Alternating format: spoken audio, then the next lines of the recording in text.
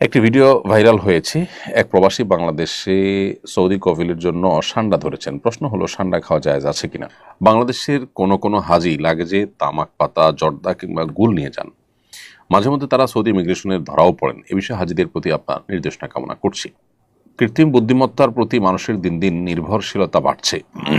হঠাৎ কোনো মাসআলা জানতে হলে এআইকে জিজ্ঞাসা করে তার উপর নির্ভর করে আমল করা যাবে কিনা।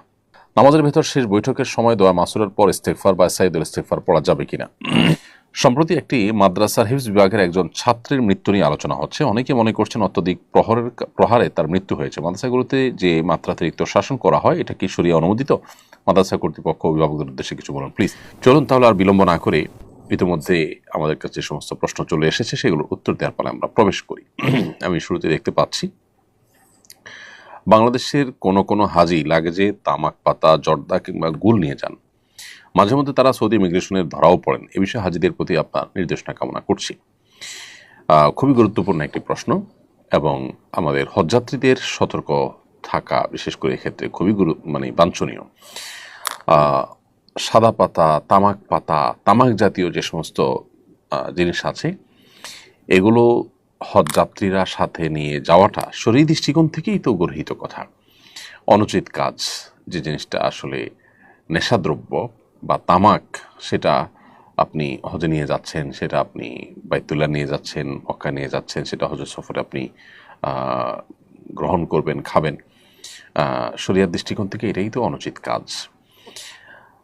এই বিষয়গুলো, বিশেষ করে তামাক পাতা, তারপরে গুল, এই যে সাদা পাতা ইত্যাদি, এগুলো মানুষের স্বাস্থ্যের জন্য যে ক্ষতিকর সেটি বোঝার জন্য তো আসলে পণ্ডিত হওয়ার প্রয়োজন। আমরা সবাই জানি কম বেশি।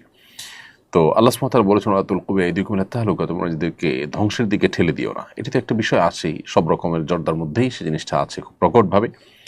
এর বাইরে আবার নেশা জাতীয় দ্রব্য বা তামাক জাতীয় দ্রব্য, সেগুলো একজন মুসলমানের জন্য তো এমনিতেই গ্রহণ করা জায়েজ নয়। সেখানে আপনি হজ যাত্রায় বহন করে নিয়ে যাচ্ছেন, সেটা তো আরও গর্হিত কথা। এবার আসা যাক সৌদি ইমিগ্রেশনের বিষয়। সৌদি ইমিগ্রেশন এই জাতীয় বস্তু কারোর সাথে পেলে তাকে পাকড়াও করে, আটক করে। অনেক সময় দেখা যায় যে হজ বা ওমরার যাত্রী সাথে সাদা পাতা, তামাক পাতা, জর্দা, এই সমস্ত গুল ইত্যাদি নিয়ে অনেকগুলো নিয়ে গেছেন এবং সেগুলো ধরা পড়েছে স্ক্যানার মেশিনে ধরার পর দেখা যাচ্ছে যে তাকে আটকে রাখা হয়েছে, জিজ্ঞাসাবাদের মুখোমুখি করা হয়েছে। কেন তিনি মাদক দ্রব্য, তামাক জাতীয় দ্রব্য কেন এনেছেন, তাকে অনেক জিজ্ঞাসাবাদের মুখোমুখি হতে হচ্ছে এবং নাজেহাল হতে হচ্ছে। যেহেতু সৌদি আরবে এই জাতীয় জিনিসগুলো নিষিদ্ধ এবং এগুলো মাদক জাতীয় দ্রব্যের অন্তর্ভুক্ত হিসেবে তারা গণ্য করে এবং তার জন্য যথাযথ আইনি পদক্ষেপ গ্রহণ করে, অতএব হজযাত্রীগণ হজের যাত্রায় এই জাতীয় জিনিসপত্র যেন সাথে নিয়ে না যান, সে বিষয়ে তাদের সতর্কতা একান্তভাবে আমরা কামনা করছি। এরপরের প্রশ্ন হলো, কৃত্রিম বুদ্ধিমত্তার প্রতি মানুষের দিন দিন নির্ভরশীলতা বাড়ছে। হঠাৎ কোনো মাসআলা জানতে হলে এআইকে জিজ্ঞাসা করে তার উপর নির্ভর করে আমল করা যাবে কিনা। গুরুত্বপূর্ণ এবং সময়োপযোগী একটি প্রশ্ন। আর্টিফিশিয়াল ইন্টেলিজেন্স বা এআই এর ব্যবহার দিন দিন বাড়ছে। মানুষ ছোট বড় বিভিন্ন কাজ করতে গিয়ে এআই এর শরণাপন্ন হচ্ছে, এআইকে দিয়ে সে কাজগুলো করাচ্ছে, বিভিন্ন বিষয় জানার চেষ্টা করছে, ইনফরমেশনগুলো নেওয়ার চেষ্টা করছে। ঠিক একইভাবে মাসাইল জানার জন্য এআই এর শরণাপন্ন হওয়া এবং আর্টিফিশিয়াল ইন্টেলিজেন্সের মাধ্যমে মাসাইলের উত্তর নেওয়া, শরিয়ার দৃষ্টিকোণ জানার চেষ্টাও কেউ কেউ করে থাকতে পারেন। তো এ বিষয়ে শরিয়ার দৃষ্টিকোণ হলো যে আমরা যে কোনো ইলম অর্জন করব, যে কোনো জ্ঞান অর্জন করব, জেনারেল জ্ঞান যদি হয় তাহলে সেক্ষেত্রে এআই এর মাধ্যমে সেটি অর্জন করতে অসুবিধা নেই। এআই এর ব্যবহার অনেক বহুবিধ ব্যবহার করা যেতে পারে। এআই এর ব্যবহারের মাধ্যমে যদি আপনি শরিয়া বিরোধী কোনো কাজ করেন সেটা নিষিদ্ধ হবে, কিন্তু যখন সাধারণ কাজ করবেন সেটা অবশ্যই অনুমোদিত হবে।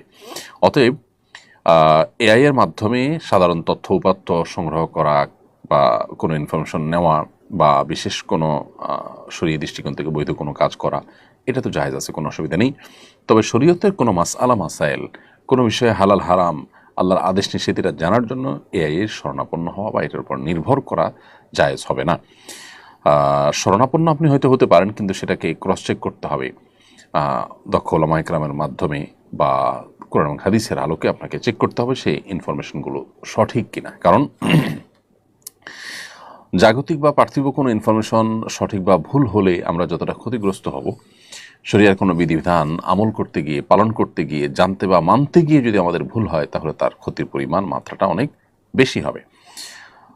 সুনানে দারমির একটি প্রসিদ্ধ হাদিস আমরা জানি, যেটি ইমাম মুহাম্মদ ইবনে সিরিন রাহিমাহুল্লাহর উক্তি মূলত। তিনি বলেছেন, ইন্না হাদাল ইলমা দীন ফানজুরু আম্মান তাখুযুনা দিয়ামাকুম।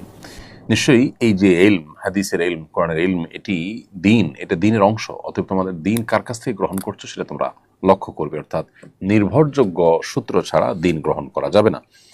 অতএব এআই বা আর্টিফিশিয়াল ইন্টেলিজেন্স এর উপরেই শুধুমাত্র নির্ভর করলে সেক্ষেত্রে সঠিক মাসআলা পরিপূর্ণ আমরা নাও জানতে পারি। কারণ আর্টিফিশিয়াল ইন্টেলিজেন্স মূলত তার নেটওয়ার্কের ভিতরে যা আছে, সে যা পাবে সেখান থেকে সে আমাদেরকে আসলে কাস্টমাইজ করে কিছু ইনফরমেশন হয়তো দিবে, বাট সেই ইনফরমেশনগুলো সঠিক কিনা, সেখানে ভুলভাল আছে কিনা, সেটা আমাদের চেক করা উচিত। নামাজের ভেতর শেষ বৈঠকের সময় দোয়া মাসুরার পর ইস্তেগফার বা সাইদুল ইস্তেগফার পড়া যাবে কিনা? প্রথম কথা হলো যে নবী করিম সাল্লাল্লাহু আলাইহি ওয়াসাল্লামের একটি হাদিস রয়েছে, শেষ বৈঠকে আত্মায়াত এবং দুরুদের পর নবী সাল্লাল্লাহু আলাইহি ওয়াসাল্লাম আল্লাহর কাছে বিভিন্ন চাওয়া পেশ করার জন্য আমাদেরকে নির্দেশনা দিয়েছেন। তিনি বলেছেন যে, যেটি সহিহ বুখারীতে বর্ণিত হয়েছে, সুম্মা, হাদিসের ভাষ্যটা হলো এরকম যে, এরপরে সুম্মা লিয়াতাহাইয়া মিনাদ দুআই মা শা, এরপর আল্লাহ তাআলার কাছে যে কোনো দোয়া চাইবে সে বান্দা যেন পেশ করে। অতএব শেষ বৈঠকে আত্মায়াত এবং দুরুদের পর দোয়া মাসুরা হিসেবে আল্লাহুম্মা ইন্নী যালামতু নাফসি যুলমান কাসীরা, যেটা আমরা পড়ে থাকি প্রসিদ্ধ দোয়া, এর পাশাপাশি দোয়া মাসুরা আর এইটির পাশাপাশি কোন হাদিস বর্ণিত যে কোনো দোয়া আপনি পড়তে পারবেন। অতএব আমরা হাদিস বর্ণিত দোয়া হিসাবে সাইদুল ইস্তেগফার এটা শেষ বৈঠকে নিবেদন করতেই পারি। তারপরে অন্য কোনো দোয়া ইস্তেগফার যেগুলো কোন হাদিসে বর্ণিত সেটা আমরা করতে পারি। তবে ফুকাহা হানাফ এক্ষেত্রে মানুষের কথার সাথে মিলে যায় এই টাইপের দোয়া, মানে যেগুলো মানুষকে বলে, এই জাতীয় কথা যেন না হয়, কোরআন হাদিসের ফরম্যাটের যে দোয়াগুলো আছে সেগুলো যেন হয় বিশেষভাবে, এবং মানুষের পারস্পরিক কথোপকথনের সাথে যেন না মিলে সেরকম দোয়া নিবেদন করার জন্য তারা বলে থাকেন। আর হাম্বলি ফকিরা দুনিয়ার ভোগবিলাস, পার্থিব চাহিদা সংক্রান্ত দোয়া করার পর নিষেধ আরোপ করেন। তবে হাদিসের যে ভাষ্যটা সেটা অবশ্য পরিষ্কার, সুম্মা লিয়াতাহাইয়া মিনাদ দুআই মা শা, নবী সাল্লাল্লাহু আলাইহি ওয়াসাল্লাম বলেছেন, এরপরে যে কোনো দোয়া চাইবে বান্দা যেন নিবেদন করে। এখানে যে কোনো দোয়া বলতে কোরআন বা হাদিসে বর্ণিত দোয়া, নিজের ভাষায় বা মনমতো যে কোনো দোয়া শেষ বৈঠকে করা যাবে না।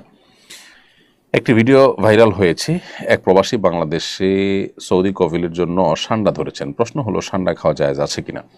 সান্ডা একটি সরীসৃপ জাতীয় প্রাণী। এটি ছোট টিকটিকিও পোকামাকড় শিকার করে। দেখুন, সান্ডাকে কোরআন এবং হাদিসে দব বলা হয়, বর্তমানেও আরব দেশগুলোতে এটাকে দব বলা হয়। তো এই দব সম্পর্কে 3 ধরনের হাদিসই আছে। কোনো কোনো হাদিসে নিষেধাজ্ঞা সাব্যস্ত হয়, কোনো কোনো হাদিসে এটার অনুমোদন সাব্যস্ত হয়। বিভিন্ন রকমের হাদিসই কিন্তু রয়েছে। সাহাবা একরাম সান্ডা খেয়েছেন এরকম হাদিসও রয়েছে।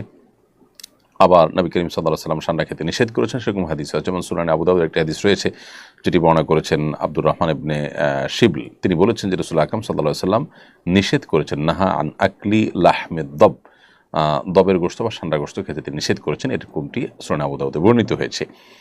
এবং হাদিসকে হাফিজ ইবনে হাজার আসকালানী রাহিমাহুল্লাহ হাসান বলেছেন। আবার একইভাবে আমরা দেখতে পাই যে ইমাম ইবনে হাজাম এবং ইমাম বদরুদ্দিন আইনী রাহিমাহুল্লাহ, ইমাম শাওকানী রাহিমাহুল্লাহ সহ অন্যান্য ওলামায়ে কেরাম বিশুদ্ধ বলেছেন। এরকম একটা হাদিস সুনানে মুসনাদ আহমদে বর্ণিত হয়েছে, যেটা আব্দুর রহমান ইবনে হাসান বর্ণনা করেছেন। তিনি বলেছেন, আমরা নবী করিম সাল্লাল্লাহু আলাইহি ওয়াসাল্লামের সাথে একটি সফরে ছিলাম এবং এক জায়গায় আমরা অবতরণ করলাম। সেখানে প্রচুর পরিমাণ সান্ডা ধরা পড়ছিল।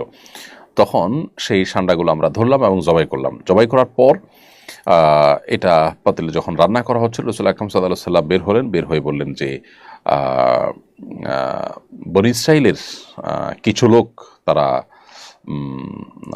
আপনার হারিয়ে গিয়েছে, এবং আমি ভয় করছি, আশঙ্কা করছি যে এই সান্ডা বনী ইসরাইলের মধ্যে কিছু প্রাণী প্রজাতি হারিয়ে গেছে, এই সান্ডা তাদের অন্তর্ভুক্ত বা এটাই সেটা আমার মনে হচ্ছে।